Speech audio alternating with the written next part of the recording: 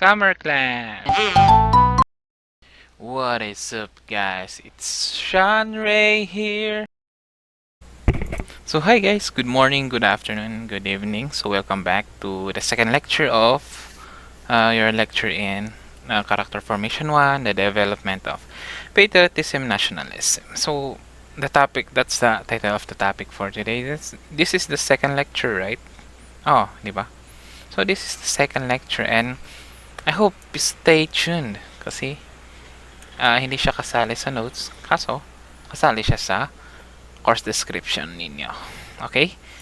So, let's begin. Actually, nilagay ko siya para lahat is ma-discuss according to your course description. So, it took me 2 weeks to study actually, dalawang thesis yung ni-study ko para may present kayo sa inyo, huli, and kahit brief siya, kaso, parang nagbasa na kayo ng dalawang thesis. So, before we discuss everything, I shall remind you with the two definition of na important sa subject natin. Patriotism and nationalism. Patriotism again is love and devotion towards his or her own country, or ito yung nasa PowerPoint. So, dalawang element actually sa definition yung important dyan. Love and devotion to your country. So, love and devotion and your country. So, without the other, then it is not patriotism. Or sa nationalism naman, love and devotion to your nation state. So, pag wala yung nation state na yan, it is not nationalism. So, there are dapat dalawang yung element bago masabing patriotism or nationalism yan. So, this begs the question, was Lapu-Lapu a patriotist or a nationalist? So, the answer is no, because the Philippines then was not the Philippines. It was just an island, di ba? There's no sovereignty, hindi siya country, hindi siya nation state. Nation state is somewhat a country. May sovereign power, recognized siya na country. Kaso it is composed of a nation with an imagined community. Imagined community, we will discuss that later. So, those two terms are important. So, the Philippines then was composed of various indigenous ethnic groups, language, and it was divided from the very beginning. So, noon, before the Spanish came, or during the Spanish came, and up till, is that we were divided. We were not recognized as a country. We were composed of different groups of different ethnic groups, Ilonggos, Cebuanos, Tagalogs, Igorots, etc. and etc. So with different ethnic groups comes with different language, diba? So that's the situation of the Philippines then. So let's now go to the development of Filipino patriotism and nationalism. So before that, let's discuss what is national identity. National identity is the sense of being part of a group. So sa atin, ngayon, so I have a national identity of a Filipino because I have a sense of unity with, or I have a sense of belongingness to the Philippine nation because I was born here, di ba? So, national identity. Noon is, di ba, wala pang country yung Philippines. So, hindi pa Philippines noon, di ba? Wala pang national identity yan. So, in discussing national identity, it is crucial kasi kailangan yan sa if we will discuss further kung yung development ng patriotism and nationalism.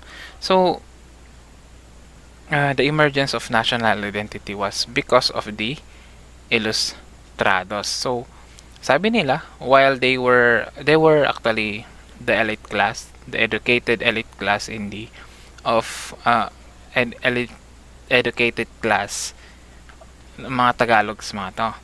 So they were reformists, which means they want to parang reform yung mga conditions ng mga Filipinos, ng kanilang mga rights, and etc. So they want to assimilate Philippines from Spain. Assimilate means they want to make a part of the Philippines to Spain. They demand the rights from the Spanish Cortes, the Congress of the Spaniards. So they, in their assimilation, in their call for reforms, they describe Filipinos as those who are living here, including the mga indigenous Filipinos, mga ethnic groups, mga Cebuanos, Tagalogs, lahat na. So that itself is parang the formation of the national identity na ito pala yung mga Filipino. So mga Igorot, mga Tagalog, ito pa mga parang collective term siya sa mga different ethnic group. So ganun. And actually, ito Ilustrados or part siya ng mga Tagalog regionalism. Regionalism is parang love and devotion of one ethnic group, parang ganun. Or of one, mas tignan nyo sa Google yan. Parang nationalism yan actually. Kaso yung scope niya is a nation or a group of people, mas mababa sa nationalism. Nationalism is nation state, a country na yun. A nation, iba, pwedeng hindi siya country, kaso group of people yan. So, yung Ilustrados, they actually started the birth of the nationalism, and parang technically, parang recordedly, basta parang sila yung parang recorded na nag-start ng nationalism and patriotism. Although maraming mga factors na nag-udyok ng patriotism and nationalism, pero sila yung parang first. So yun. So it was during the Spanish colonization. So in the 1800s to late 19th century, pag sinabing 1800 is 1701 to 1799. Pag late 19th century, 1800s to 1899. So 1800s to 19th century, dito na kasi. So yung mga factors ng nag-udyok ng patriotism nationalism is because there were abuses. Maraming abuses mga colonizers. Wala tayong halos gawin tayong animal, parang ganun. So it was during this term na the Tagalog regionalism, or actually the nationalism, was born.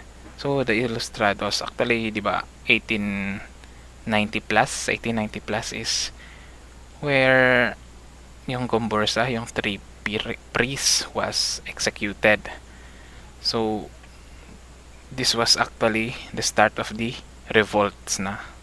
So it is the rise of the Tagalog regionalism and nationalism. So the death of Rizal and the rise of the revolution. After the death of the Gomburza, which actually influenced Rizal to make mga kanilang mga propaganda, ganun. Parang it started from there. Yung mga elite classes, parang they started this movement in which they want to be assimilated lang. Pero here comes the death of Rizal. Ito na. After the death of the Rizal, here comes the birth of the Katipunan, di ba? The Katipunan actually is composed of, di ba, yung leader nila is si Andres Bonifacio, which is from the lower class, di ba? Lower class means mahirap, mga Indio, mga ganun. So meron actually 4 na social classes dito noon. Meron yung mga Peninsulares, ito yung mga natives ng Spain, mga Creoles, mga Spaniards na napanganak dito sa colony ng Philippines, mga mestizo na kapag may parents na Spaniard at Filipino, ganun, mga Indio na native. So ganun. So after the death of Rizal, meron na yung inclusion na ng mga lower class lower class Filipinos, mga Indios. So ngayon, nag-improve na, parang hindi nag-improve. Yung national identity is becoming complete. So the Filipinos na is the national identity is parang nagka-complete, kaya parang nag-improve yung Filipino nationalism. It's ba? Ganun. So here comes the American. So after this Spanish-Filipino War, here comes the American, which actually they bought us from them, di ba? So the next stage of the Filipino nationalism, Filipino revolts were mobilized in an open revolt, although segmented or unorganized in 1905. So meron yung tinatawag nilang Filipino-American War, which lasted I think 2 or 4 years, wherein nagrabyado tayo kasi mas magaling yung mga Amerikano. Kaso yung parang good thing dito is somewhat parang may unity ng mga lower class and some elite class, pero hindi pa rin tayo united. Yung parang Tagalog lang actually yung na nagmo-move, nagre-revolt ng ganun. Actually maraming revolution ang mga nangyari. Meron yung dito sa Tagalog pala, revolution, meron din sa Negros, sa Visayas, sa Mindanao, meron din yung Ilocano actually. So hindi sila united yung mga organization ng mga ito, mga revolutionaries, hindi sila united. Yun nga, pinatay ni Emilio Aguinaldo si Andres Bonifacio, di ba? Hindi sila united. So revolts continued, but modernization and democratization ensued.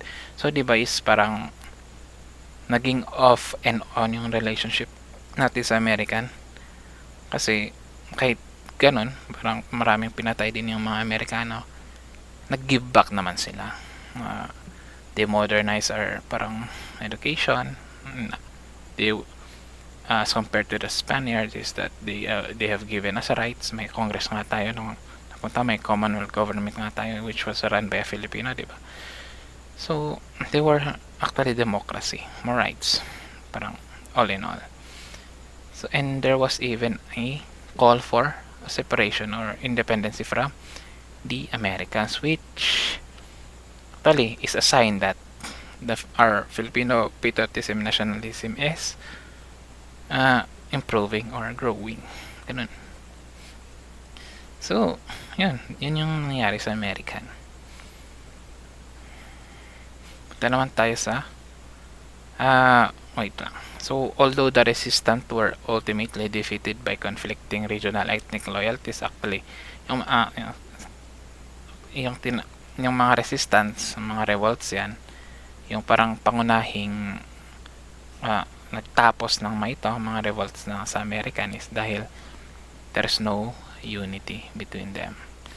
So the inclusive, pero kahit ganun, wala nang mga revolts, parang wala nang resistance, the Filipino identity finally started to gain popular acceptance. So yung pinaglalaban ng Tagalog noon, regionalism, and Tagalog regionalist, nationalist, is nag-spread na to Visayas, to Mindanao, and to Northern Luzon.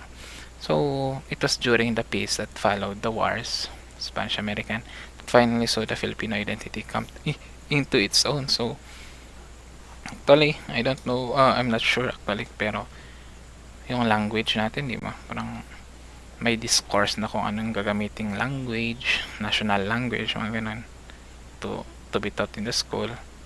Actually, they taught, di ba, English. So it was actually one of the factor why our Filipino patriotism, nationalism grew even more. So this peace that was given by American was very beneficial to us until the hentai makers, Japanese, diba? So they were responsible for the halt or pag-stop, sabi ni Kiboloy, sa independence sa process ng going to for the Philippines to go for independence. Kasi nga meron yung Jones Law, di ba, na 10 years dapat is dapat bigyan na ng chance yung Philippines. Naudlot yan dahil sa hentai, hindi, joke lang, manga writing, hentai love yung Japanese people. So they invaded our country. So although they halted it, hindi nila matinag yung spirit ng pagiging patriotism natin and national patriotic and nationalistic natin, kasi nga parang our spirit was lumaki na, parang hindi na siya basta-basta nawawala, di ba? Established na kasi. So Filipinos look beyond regional ethnic loyalties to achieve the national identity. One example of this, dahil lumaki na yung Filipino nationalism and patriotism natin, is the formation of mga Hukbalahap, di ba? Mga resistance against, kahit very modern yung mga weapons ng Japanese, is that lumalaban pa rin tayo. And syempre with the help of the Americans, we have defeated them, di ba? So another thing is that yung mga principalya, ito yung mga mayayaman noon. Actually, ito yung mga snake, yung mga ahas, yung mga backstabber noon. Ito yung mayaman dahil mayaman sila, mayroon silang influence siya. Parang bribe nila yung mga colonizers noon para bigyan sila ng freedom and rights. In return is mga pera, slaves, mga ganon. Yun is, nung Japanese occupation is that hindi sinanto ng mga Japanese yung mga mayayaman. Pinatay din nila. So, wala nang mga backstabbers na. So, the completion of the Filipino patriotism spirit or the nationalism spirit. So, anti-colonial resistance created the condition necessary for this imagined community to develop. Imagined community is the sense that you are united by one common purpose. Imagined community is a term na dinevelop ni Henderson sa book niyang A State of Nation ata, which parang he discussed about the birth of nationalism, matagal na to. So there is somewhat yung mga Filipinos na is, there is this sense of unity for the purpose of resisting the Japanese. So di ba, mga Hukbalhaps. So according to my reading, so these were the factors that influenced the development of the patriotism and nationalism.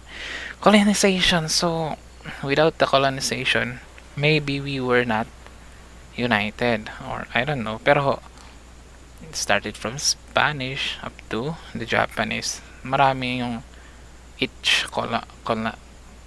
colonizers may effect sa spirit of patriotism, nationalism natin.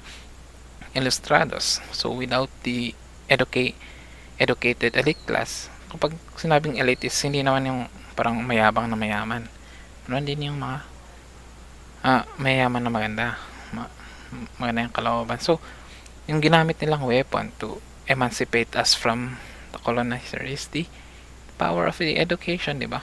Knowledge is power. So studying yung mga ginagawa ng Spaniards, or they studied from Europe, they have the opportunity, they use it para to gain our somewhat, to start gaining our freedom, di ba?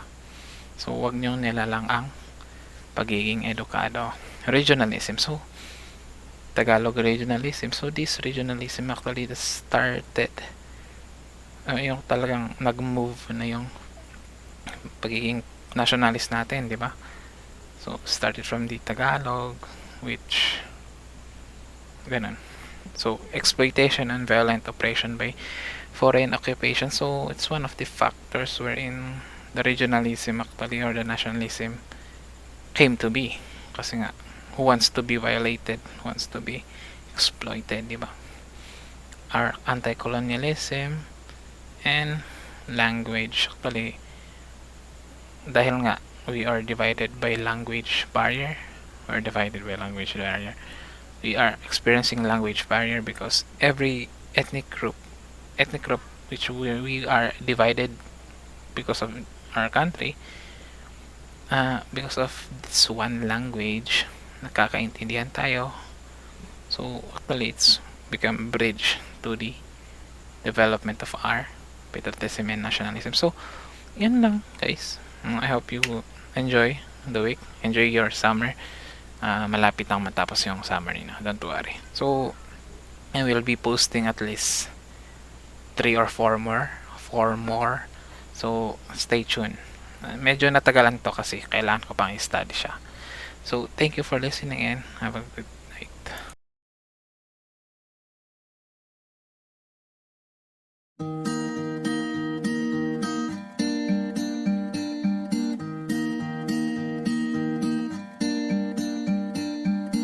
Hey there, Delilah, what's it like in New York City? I'm 1,000 miles away, but girl, tonight you look so pretty, yes you do.